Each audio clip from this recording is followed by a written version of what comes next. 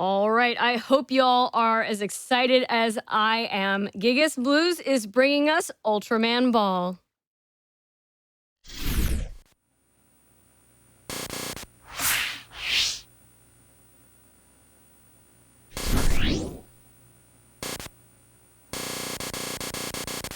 Gotcha. All right, how's everyone doing tonight? So I was told this is the end of the anime block. We're gonna do some Ultraman Ball.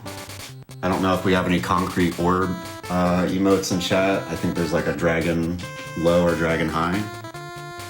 So whenever you see Ultraman turn into a ball, I want to see some of those orbs in chat. We're gonna start. 3, 2, 1, let's go. Alright, so this is the story of Ultraman. He has to fight Kaiju, and he, for whatever reason, has been given the ability to turn into a ball. And that's the story. Each stage is going to be very short, probably 15 to 20 seconds. Every stage is going to have different Kaiju in it. Particularly, I only really know most of the boss Kaiju and a couple of the enemies. With these slopes, they can be a little tricky. A lot of precision platforming. We're going to do some lag management. We're going to go straight to the exit doors. We're not going to play any minigames, unfortunately.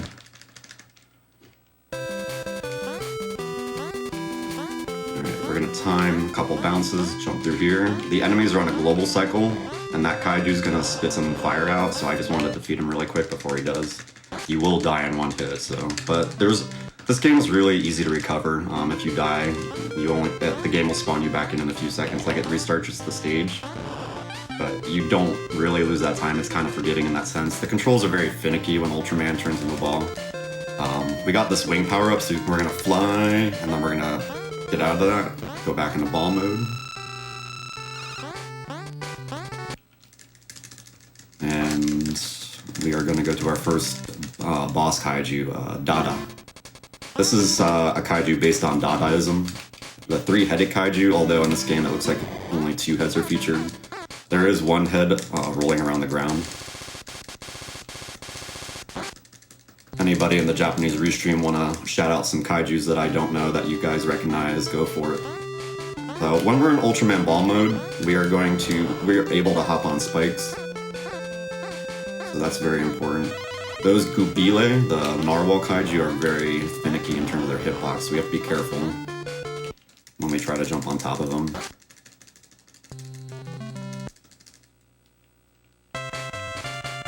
Let's do a donation. All right, well, 607 sent in $10 and says, I'm a big Game Boy fan and haven't seen Ultraman Ball before. I'm very glad that it's back in the schedule. Oh yeah, we had some tech issues. I apologize, everybody. After rebooting my computer and the software and stuff, I figured out it was my video cable that was loose.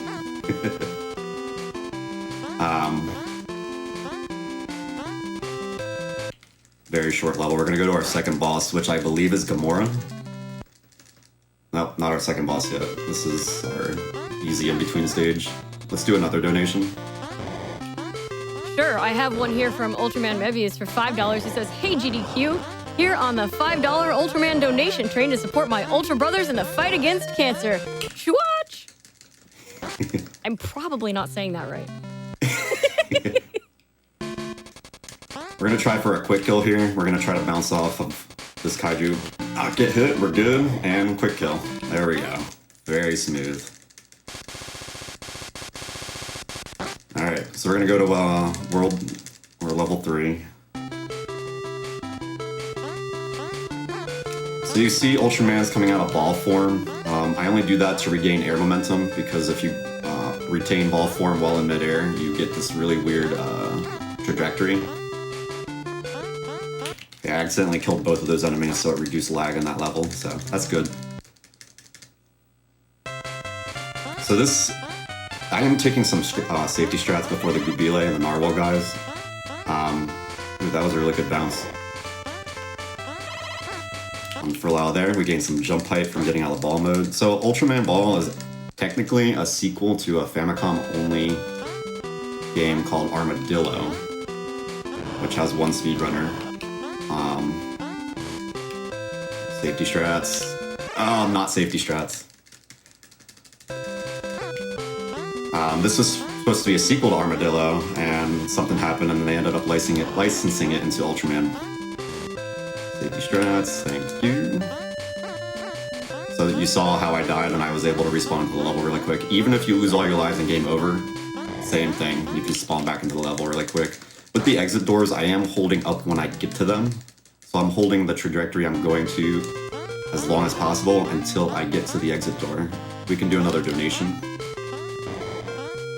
Sure thing. Well, I have a donation here from Ultraman Ace for $20 who says, "The land of light reaches out. Helping others in time of need is the mark of an Ultra Warrior, and it warms me to see it done here. Watch."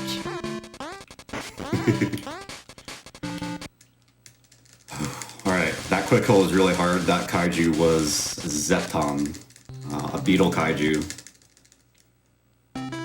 So what I was doing there is the ceiling on that boss was very low. So in order to not bounce around off the ceiling and into the boss, because the boss still has a hitbox for some reason, like at all times, I was unfurling out of Ultra Ball mode as much as possible not to hit the ceiling. So that was a really good quick kill. It's really easy to die on Zeton. So we're on level 4. We're just gonna be every boss is gonna have a refight. So we got Dada again. There is 8 stages in level 4. So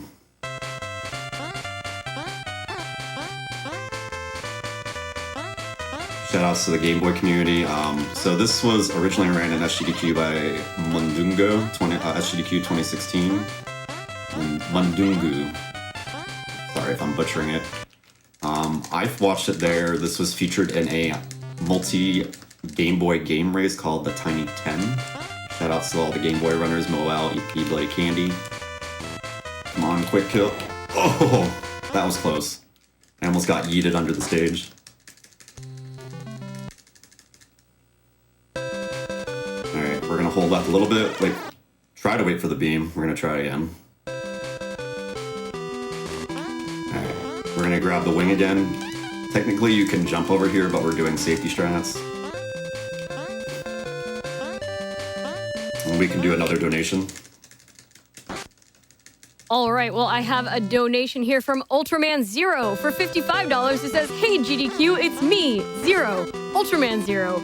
Hope I'm not 20,000 years too late with this donation. Watch."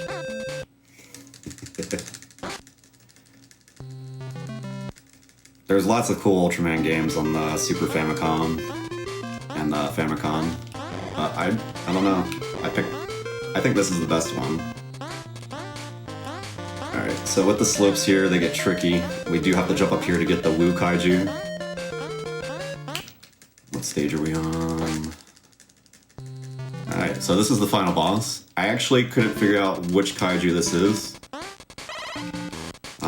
If you go under this Kaiju,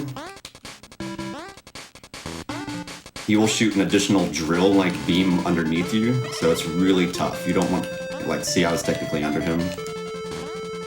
We're almost done, actually, with a couple more hits. Ah, that's what happens.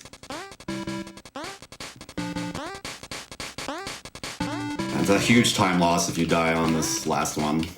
It's like 20 to 30 seconds. So this one's just tough because you can only bounce on the diagonal and flat surfaces. I'm just holding down the jump button right now. Okay, we're good. And time. Whew. I was close to PB. If I didn't die honestly, I probably could have PB'd.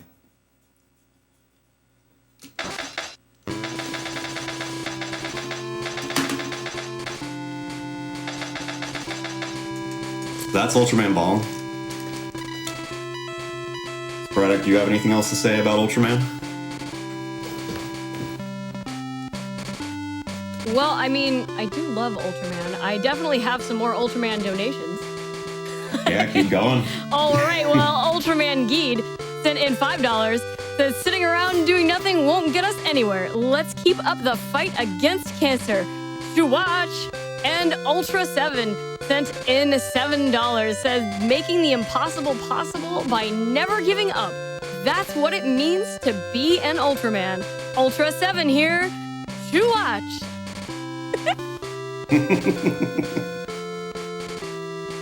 I also just want to say that Ultraman is really cool.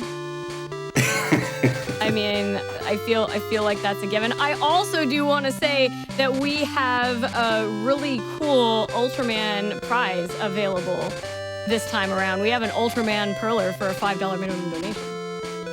There's also a Ultraman pixel art t-shirt on the Yeti.com, and if you purchase it, a portion of it goes to charity. So cool. Oh, you know what? I have one more thing I want to say. Actually, I have a donation here from Trey Dexter, aka Black Badger, for $17. Says, "Hey Gigas, hello from the production studio and happy 4-year friend-iversary. I'll be honest, I don't even know what this game is, but it doesn't make me want Arby's any more than I did before your run. Keep it up, bud." and I'm supposed to make some air horn noises. Air horn noises. Yeah, Trey is on production, and he was on commentary for my last run at AGDQ, so he's my hype man. He's my BFF AGDQ hype man. But again, shout outs to the Game Boy community, shout outs to Games Done Quick. I hope you guys enjoyed this really obscure Japanese-only Game Boy Color title, and I hope you guys enjoy the rest of the marathon.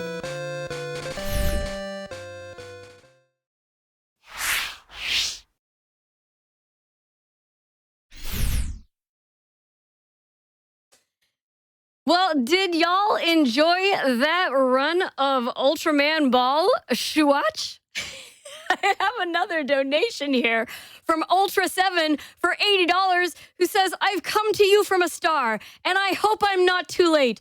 Shuach!" You weren't too late, Ultra 7.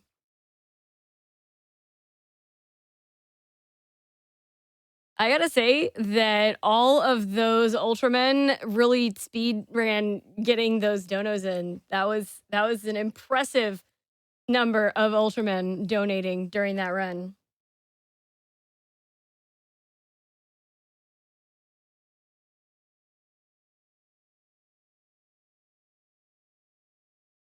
If you are just joining us, welcome to Awesome Games Done Quick 2022 online. I am your host, SporadicErratic, and I am so incredibly psyched to be here. We still have a bunch of amazing runs coming up, including Synthetic Legion Rising is what we have next, and it's going to be a co-op run. Specifically, 220% co-op, version 26.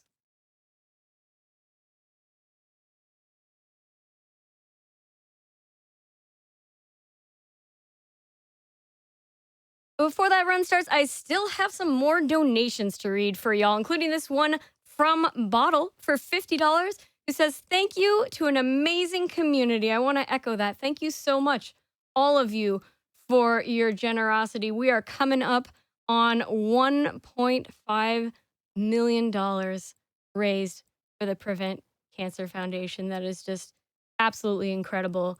You've all been amazing. Thank you so, so much for being here.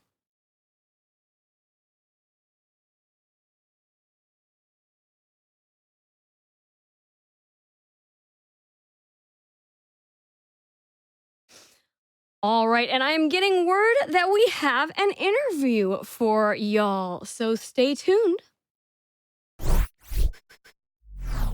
Hello, everyone, and welcome back to Awesome Games Done Quick Online 2022.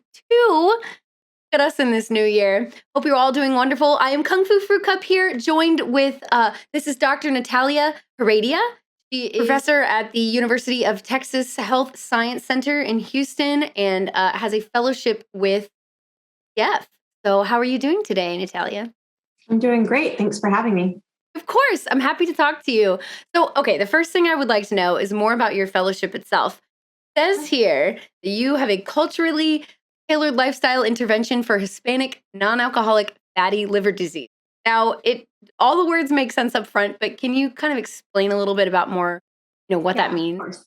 Yeah. So the goal of my project is actually to develop and deliver an intervention, which is just a program for Hispanic patients with non-alcoholic fatty liver disease. Now, this is a condition where excess fat accumulates in the liver and can eventually cause damage and scarring. And this excess fat is not caused by excessive alcohol consumption, thus non-alcoholic fatty liver disease. It is more typically caused by a lack of physical activity or a less than ideal diet. And so with funding from PCF, I want to develop a program that helps patients with this condition lose weight, which is currently the main and only treatment for fatty liver disease. And that it will be a program that they like, find engaging, and ultimately helps them lose weight. Okay, I didn't realize that was like the solution at the moment. Like, do you know what's gone into your research for this so far? What would you say is like something important? One of the main things we've done is do interviews with patients, specifically Hispanic patients with non-alcoholic fatty liver disease, to identify like what they would prefer in an intervention, how they want it to be formatted and delivered, making sure it addresses important aspects of their culture and concerns about their disease. So really hearing from the target population, the individuals that you really want to help, is one of the most important things in developing a program or an intervention. So that's one of the main things we've been doing, and we'll actually start testing the intervention with patients this month. Oh my gosh, this month, that's so soon. Yeah, so we waited actually for January because, as you can imagine, the new year typically brings with it renewed excitement for things, typically like resolutions like losing weight or doing more activity. So January is typically a very good time to start an intervention like this. Yeah, absolutely. That makes sense. Yeah, a lot of people have those new goals, gonna hit the gym, gonna do all this. So if you can get their motivation up, I think that's really awesome. How long have you been working on this fellowship? So I've been funded for about a year, almost a year exactly, starting January 15th, 2021 was the start. Oh, nice. Wow, that's like almost exactly a year. Um, and like, what then inspired you to apply for this fellowship? What got you interested in the first place? So I hadn't really heard of Prevent Cancer Foundation actually until I saw the funding announcement. I thought it was really interesting opportunity. I've seen very few that are specifically focused on cancer prevention, and that is the world that I now inhabit. And so I just thought it was really exciting to kind of get this money that also helps develop me as a cancer researcher, but is funding kind of set aside specifically for a cancer prevention project. While you've been working with this fellowship with PCF, like what's gone into your research that maybe like have you been able to have these direct experiences with people? Like, is there anything kind of like meaningful or important around this past year of research? Yeah. So, as I described before, part of the process of developing the intervention is doing, there's several steps, right? But one of them is doing interviews with Hispanic Latino patients with non-alcoholic fatty liver disease to learn about their experiences with the disease and get their input on what they would like to see. And most everyone we talk to really enjoys this experience because it allows them to feel heard and like their story matters. And one woman in particularly we talked to thanked me profusely at the end of the interview because she had not gotten to talk about her experience with the disease with anyone other than her doctor. She said she was nervous kind of about talking to her family and didn't want them to worry about her. So it felt really good to be doing research, but also simultaneously be helping someone on an individual level. Now, since you've been working again, like since you've been working with PCF, like what would you say like the support from working with them means to you in this fellowship? Well, since my award is actually a fellowship, my award is a fellowship award, which just means that in addition to this project I mentioned, my funding helps support my development as a cancer prevention researcher. So really, I've personally benefited a lot. It's given me the chance to receive training and lifestyle coaching in methods to measure and monitor liver disease, nutrition as it relates to cancer prevention and health disparities. It also supported me in presenting the work at national conferences, which is essential for sharing important research findings and convincing other researchers of the importance of cancer prevention research and fatty liver disease more specifically, since it's not as well known even amongst researchers or in clinicians. And it also actually supported me in submitting a grant to the National Institutes of Health, which directly bills off my current PCF project and would allow me to continue the research in the long term in this area. But more importantly, really, it's given me the opportunity to talk with patients, to hear their experiences, and help me create a program for patients that are most in need. If you're comfortable, would you like to share kind of like what led you into the first place? Well, I would say that probably no one in this country or even the world has been left untouched by cancer. Everyone knows someone or has a family or friend that has battled cancer, and I'm absolutely no different. Also, most people don't know that about 30 to 40% of cancers are completely preventable. And although that leaves a large proportion that aren't, it still gives us plenty of room to intervene and help people from going through what we know is potentially a life-altering or potentially traumatic experience. This work in particular, I came into, you could say, backwards, in that I've been working with the Hispanic Latino community for more than a decade. I'd always been interested in promoting healthy lifestyles, such as diet and physical activity, primarily to help prevent or treat obesity and type 2 diabetes. And so when I learned of the burden of non-alcoholic fatty liver disease in the Hispanic Latino community, it's tied to cancer, liver cancer more specifically, and realized actually how little people know about this actually very prevalent condition, it kind of seemed like a natural fit for me and also an important area for me to focus my work on. Thank you, of course, for being a member and somebody who's working to fight against all of this. It's really important, and it's really great to be able to be like, here's something people don't talk about enough, and let's bring that more into light. Now, before I let you go, I have two more things for you. One, is there anything else that you would like to mention about the work that you do for people to know watching right now? Well, I just want to say thank you so much to both the Prevent Cancer Foundation and the awesome Games Done Quick community. This event helps fund the Cancer Prevent Foundation, that helps then fund cancer researchers like me. And I wouldn't be able to do what I'm doing today without this funding. So just thank you so much. And I hope you all have a good time and, raising money. Awesome. Raising money at the same time. I was like, this is a perfect wrap up, but I already said I had two questions. Now, in terms of all these like really fast games, is there any game from your past that you particularly remember? Maybe Yeah. I can say I grew up playing Mario Kart. First on Nintendo, then Super Nintendo, then N64. And actually during the break, I went on vacation with my family and played it on Nintendo Switch with my brother for the first time, which was very different. So yeah, I'm a Mario Kart girl, old school, but I love it. Awesome. Well, I can tell you that a lot of the speedrunning community loves retro games. It can either be very broken or just, we've had them for a long time, so they can be really optimized. So you should go check out a Mario Kart speedrun. They're very cool. Well, it has been an absolute pleasure talking with you, Natalia. Thank you so much for letting us in on some of the research that you do and experience that you've had. And I hope you all enjoy the rest of the games in the marathon. Thank you so much for being here, and we will see you soon. Bye.